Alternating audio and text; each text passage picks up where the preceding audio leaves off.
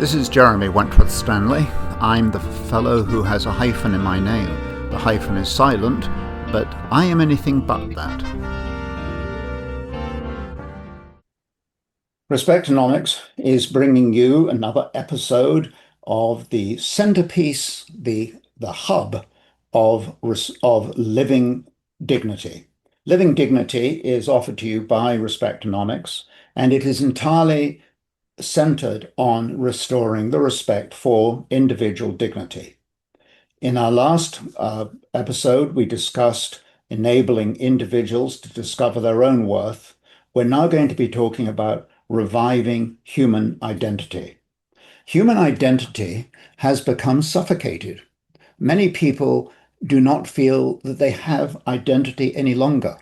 They feel that they have been blended in with 2 million other people, and they really do not have a say. They are not being recognized.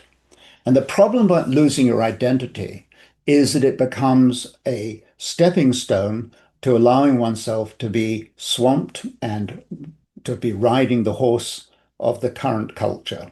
So if the current culture says that everybody ought to be doing something, when you don't have identity or you don't feel the courage of having identity, the next thing you know is that you are swept up in this phase of whatever the fashion of the day is.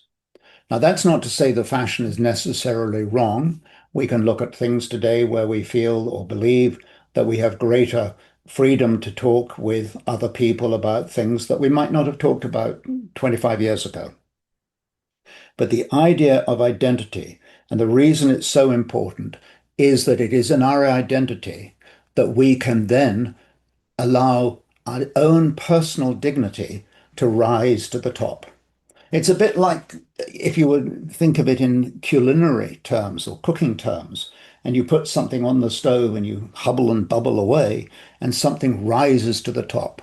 What we're looking for here is to identify what's in the pot, and then when heat is brought to it and it's stirred up a bit, we can actually look at our own dignity as rising to the top. Because our dignity reflects something extraordinarily important.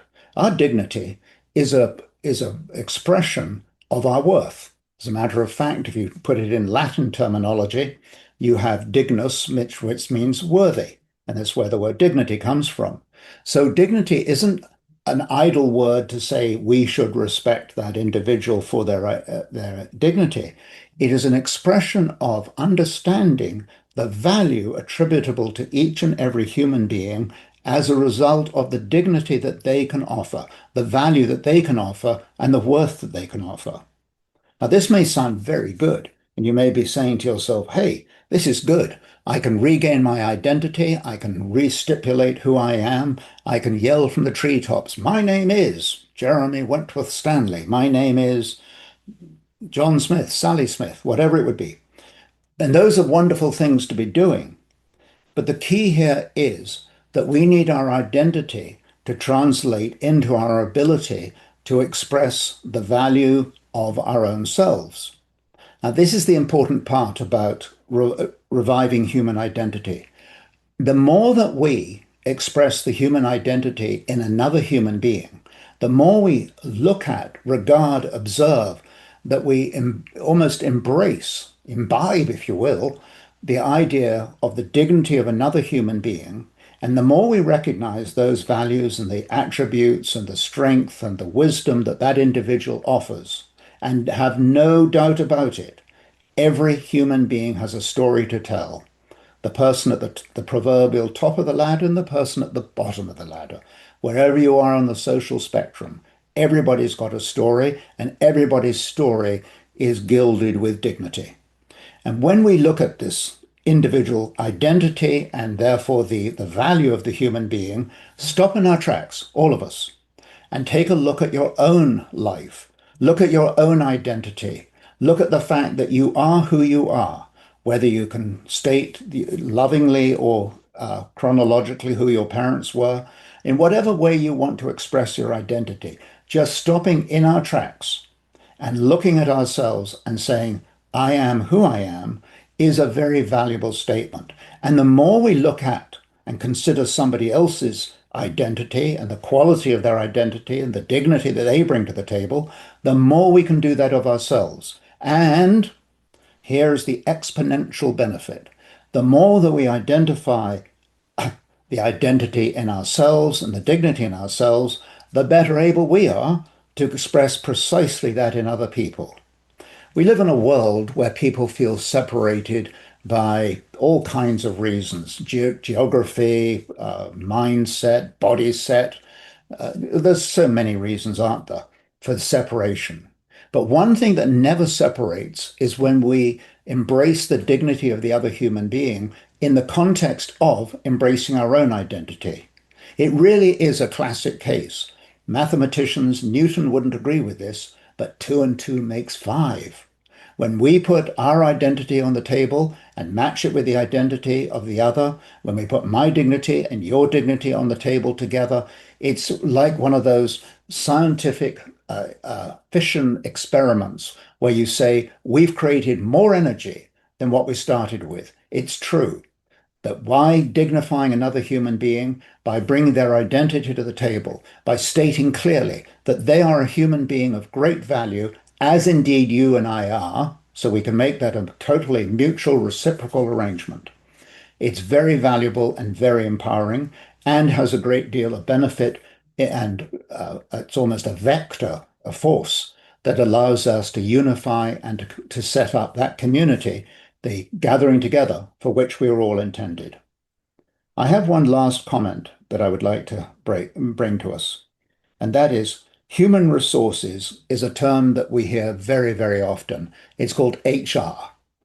And I have a problem with human resources as a title to any kind of organization.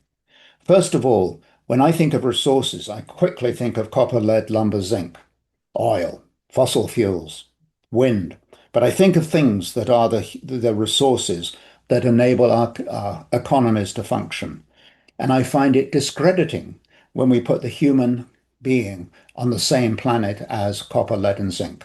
That does not make sense. Metallically, it's not true. And morally, it's very, very doubtful. I will go, though, one step further with you. If human resources should not be entailing the human being as a resource, what if we turned this around a little bit and said the function of human resources as an organization is to expose, to reveal, and to build the resources of that individual human being? That would be very valuable because the more that we expose and bring to the surface the talents, the skill, the experience, the wisdom that is representing the dignity of that human being, when human resources looks at the human being as an opportunity to blend those resources to the highest level, to what the Latins would call the optimum bonum, the ultimate good. But when we get that sense of revealing, extracting the dignity of a human being, that I think is when we can truly say we are human resource miners, meaning mining, we are in the mining industry. If you go mining, you go digging for copper and lead and zinc. Well, we're going to go mining for the dignity of the human being. And when we do that, we can say, yep, I belong to the highest form of human resources. Covered quite a lot of territory here.